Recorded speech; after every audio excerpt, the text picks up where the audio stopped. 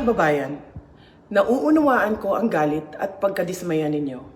Nauunawaan ko ang galit ng taong bayan sapagkat sa nakalipas na ilang buwan, bago pa man sumabog ang issue sa flood control, madalas na akong nakikipag-usap at nakikinig sa mga hinaing ng ating mga kababayang overseas Filipinos ukol sa transparency, accountability, peace, at security.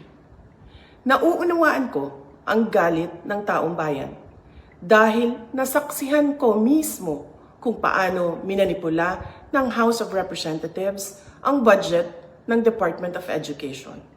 Sa halip na sundin ang listahan ng DepEd upang matugunan ang malalang kakulangan sa classrooms, misulang ginawang pork barrel ang pondong nakalaan para sa kabataang Pilipino at pinaghati-hatian ng mga kongresistang malapit sa mga makapangyarihan. Pinili kong huwag sumali sa panggagago sa taong bayan. Sa aking pagbitiw bilang kalihim ng DepEd, ininda ko ang kaliwat kanan na atake kasama na ang impeachment para lamang mapagtakpan nila ang katiwalian sa 2025 budget.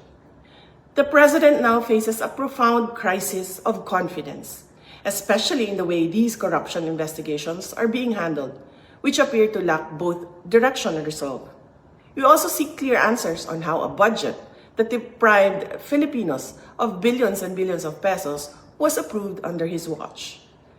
Kaisa ako ng milyong-milyong Pilipinong nadismaya at nandidiri sa pamahalaang lulong sa insekuridad at walang kabusugang kasakiman. Ang karapatan nating magsalita at magpahayag ang sandigan ng demokrasya. Dapat itong pakinggan ng pamahalaan, hindi para isang tabi at baliwalain lamang. We Filipinos deserve better. Shukran.